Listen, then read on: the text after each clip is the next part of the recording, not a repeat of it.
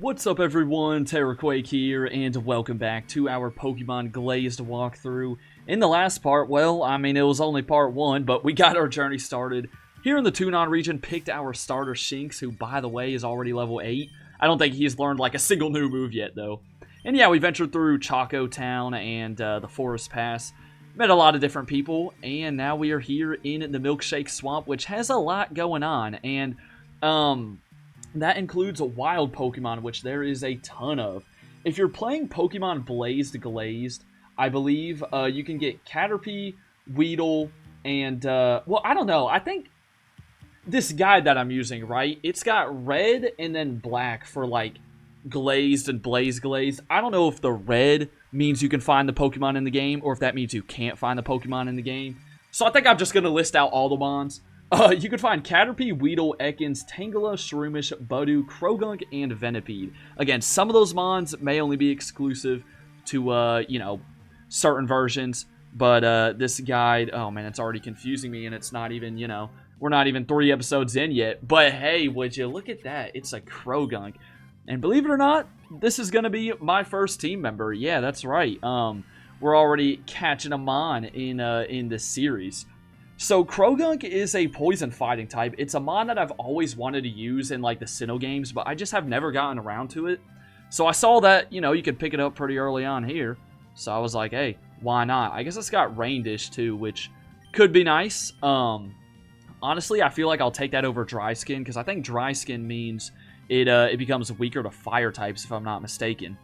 And we catch it first ball. Would you look at that, man? Would you look at that? So Krogunk is obviously like what, kind of a frog toad type of thing. So I'm trying to think of toads. The easiest thing would be, you know, Toad from the Mushroom Kingdom, but he's also a fighter. So let's see what I can cook up here. And I've come up with a great one, let me tell you. We got Ribby, the Krogunk. Now, pause the video real quick if you want to guess what this reference is to, but I'll go ahead and tell you. Y'all know those 2 frog bosses from Cuphead? Yeah, that's right. I think one of their names is Ribby. So, figured that'd be a pretty good one, because I'm pretty sure those guys also use, like, boxing gloves or something like that in that boss fight. But yeah, I have played through and beaten Cuphead, and the DLC too. All live, over on the main channel. Did that a few months ago. There's another Krogunk, though, but I'm still going to run around in this grass for something else. And finally, we got the second mon that I was looking for in here, Tangela. Now, a lot to unpack here. I'll go ahead and get to the nicknaming section, though. Because I'm going to call this thing Scribbles. Yeah, those vines and stuff, obviously, I mean, they're vines, but it also kind of looks like a bunch of just scribbles, you know, if you were to, like, draw Tangela on, like, a piece of paper or something. So, yeah, I kind of messed with that name. But when I tell you I caught that thing on my last Pokeball, I caught it on my last Pokeball. And you know what's even worse? You can't go back to the general store in what's it called? Choco Town over here, because they don't sell Pokeballs. So I literally would have had to restart the video if I didn't catch it. Yeah, I went through like 8, 9 Pokeballs, right? Because we caught, I mean, thank goodness we got Krogunk on the first one. But yeah, this is a first for me. It's the first time I've ever caught 2 Pokemon in one area that I'm using on my team, of course. And I'm doing that because, I feel like, you know, when I was building my team for this playthrough, the selection of wild Pokemon later in the game, just, I don't really like it very much, because it's a lot of Pokemon that you've already seen earlier in the game, but they're all just fully evolved. So, I don't know, I just figured why not take advantage of, you know, what you have earlier on in the game anyways. So now that we've got the 2 catches out of the way, we'll go ahead and start training them up, you know, get them caught up with the team, and we can start making our way through this swamp. Now, a couple things to watch out for in here. You got some trainers, so you're going to be taking on some real trainers now. And there will also be little things of poison ivy on the ground, and if you step on them, one of your Pokemon randomly is going to get poisoned, which that can be just annoying, obviously. I'll try to point it out when I see one. There's a Pokeball, by the way. But yeah, it was funny. When I was, during that cut, I was trying to catch the Tangela. I accidentally stepped on one. And Krogunk got poisoned, even though he's a poison type himself. But anyways, let's get to our first regular trainer battle of this playthrough, as you could call it. And, yeah, we'll probably just switch train for now, especially against a bug type. Krogunk has, like, Astonish and Mud Slap right now. Tangela, I think, maybe has I think it may just be like Sleep Powder and Tackle. Maybe it's got Vine Whip, but we'll see. Shinx is our best bet. I hope to get like Spark or something soon with this guy. Don't really know all the level up moves for my Mons, but hey, that adds to the fun of it. A little bit of mystery. But yeah, the goal today is to get through this entire swamp area. Because, remember, we're trying to escort the Inventor dude to the little ruins at the, I think they're towards the north side of it.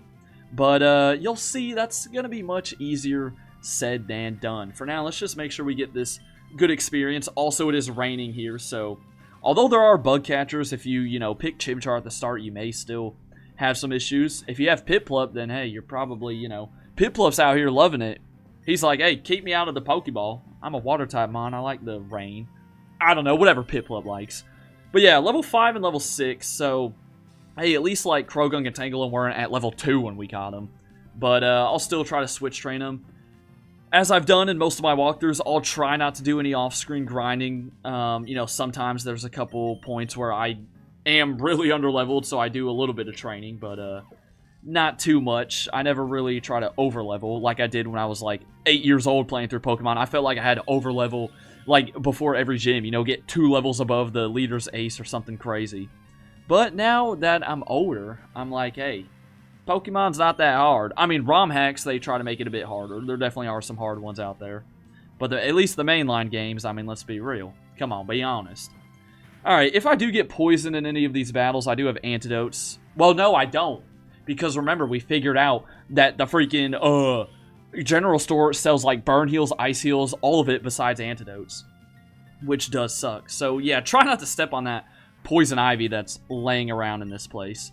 Well, there we go. Good teamwork. As they say, teamwork makes the dream work. Oh, by the way, if my phone alarm goes off in this video, it's because I got clothes in the dryer. But yeah, right there, that little dark patch of grass is poison ivy, so be sure not to step on it. And there's what the little cut trees look like in this game, if you're wondering. They look like Sudowoodos. You'll imagine they are Sudowoodos and you're actually like cutting up Sudowoodos. Oh man, that'd be bad. Nah, they're not Sudowoodos. Come on, man. Alright, didn't really want to run into this thing, but oh, we can't escape. Okay, cool. Alright, yeah, good job, Ribby. Good debut for you right here, huh? You trying to run away though? You're like the same level as it. You can just get away.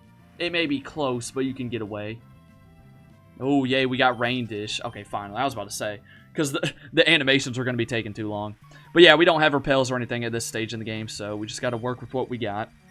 Now, this guy's going to let you in on an important little note. Some trainers will actually rematch you in this game, and all you really have to do is just talk to them over and over again. And I think there's a trainer towards the end of the forest that hands out some good EXP, so if you're looking for a place to train, once we get to that trainer, that'll be pretty smart to do.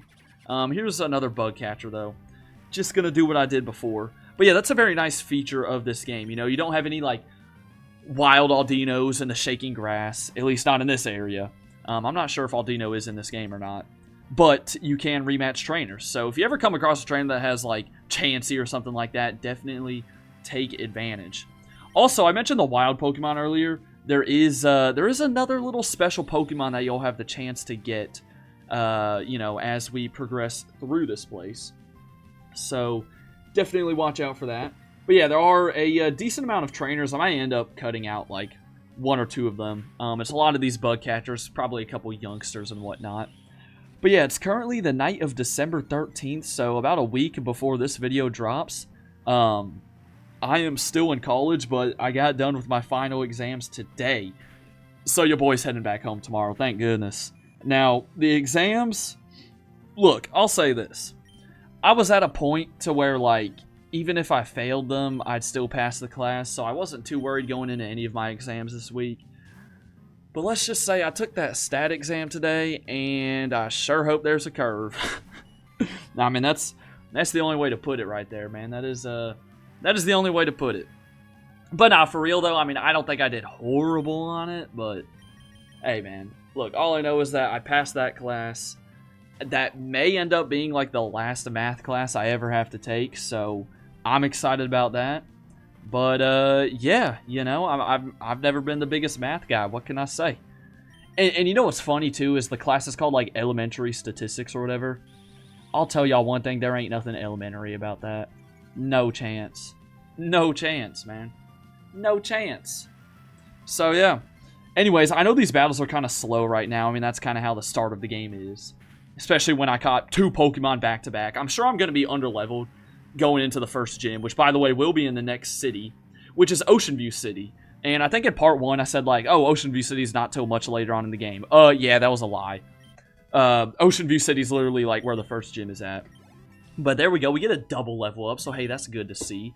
And you got charged. Nice job. I'm looking for an actual attacking electric-type move. And speaking of electric, I think if I recall, correct me if I'm wrong, but I feel like that is the typing of the first gym leader. So you can start kind of preparing for that. Maybe catching a Sandshrew back on the Forest Pass wouldn't be a bad idea. But yeah, let's go ahead and fight this youngster. He just used a Krogunk himself, and I tried to have a little mud slap battle with our boy Krogunk, but it did not work out. So, you know, just had to do a bit of switch training. I took the time to go back and heal up as well. And something else I'm noticing, I feel like the encounter rate, and you know what's crazy? I feel like I said this same thing when I did that live series a couple years ago over on the main channel, but I feel like the encounter rate in this game is boosted or something. Like, it's every 3 steps I'm running into a wild mon. But here we go, another bug catcher. Yeah, this kind of stinks. Imagine starting out your Pokemon journey and, like, one of the first areas you got to trek through is a swamp. You're, like, halfway deep in this muddy water. That can't be fun, and look at that. Look who it is. It's our boy Zona from the Gaia walkthrough. I feel like I've referenced Pokemon Gaia like 5 times already in this series, but hey, had to point that one out. You know, it will be interesting to see, like, by the end of the series, I wonder which game is going to turn out to be harder, Gaia or Glazed. I will say Glazed so far, and I do kind of remember the start of the game being difficult. Granted, I was doing a Nuzlocke, but I think I lost like 2 or 3 times before I eventually had a winning run. But I do remember some of the Pokemon here at the beginning, like, they don't fool around with the levels. I mean, you can see this Skorupi is level 7. I think one of the mons we'll fight towards the end of this episode is level 9. So yeah, they don't mess around, man. Let me tell you. Alright, I really hope I just don't get poisoned. Like, okay, good. He didn't go for Poison Sting. I mean, I still can't get over the fact that they don't sell antidotes. I feel like they're just preying on your downfall then. You know, Nurse Joy's trying to get more business because they're like, they're working with that Pokemart, right? Because they want your Pokemon to go get poisoned in the Milkshake Swamp, knowing that that's just north of the town. And then they know that they don't sell antidotes, so you have to go back to Nurse Joy to heal. I'm telling you, I just figured it out. I figured out their whole scheme. Alright, level 7 for Krogunk, so I guess, you know, always try to keep my team even, so let's go ahead and throw Scribbles to the front. And continue on along. Not that he's really going to be able to do a whole lot better against all these bug-type users, but that's okay, I suppose that's okay. I think this guy has a bunch of baby Pokemon, if I'm not mistaken. Yeah, it's like Pichu and Cleffa and all them. So at least they should be pretty easy to deal with. What do you have right now? Do we have Vine Whip? If we have Vine Whip, I'll give him a chance. No, we have Constrict. Oh, no. Yo, hey. It's going to be rough beginnings. I'll go ahead and tell y'all that right now. I feel like that's how it was in Gaia, too, though. We had, like, you know, a bunch of Pokemon that were underleveled. Because I remember I got, like, a full team of 6 before, like, the 4th gym or something crazy. Alright, at least we have Mud Slap, so Charm isn't going to matter. We can lower his accuracy, and, yeah. Krogunk will get his first official KO, so that'll be cool. That'll be nice. But yeah, this place is already a lot bigger than I remember. Now, right after this area, it won't be Ocean View City immediately. There will be a little park place that you can check out, which is kind of cool. Some more Pokemon to capture. I think I'm just going to hold off on kind of exploring that whole place in the next episode. Or the park and the city in the next video. Because, again, this swamp is, hey, it's a lot, man. It's a lot. What can I say? Alright, decent experience for everyone. Here comes a Cleffa. I think he's going to have a Togepi, too. We'll let Tangela get some experience, and then switch back out. And yeah, I mean, hey, I apologize if, like, the start of this, or at least this video right now is just a little boring, but we gotta do our switch training, man, you know?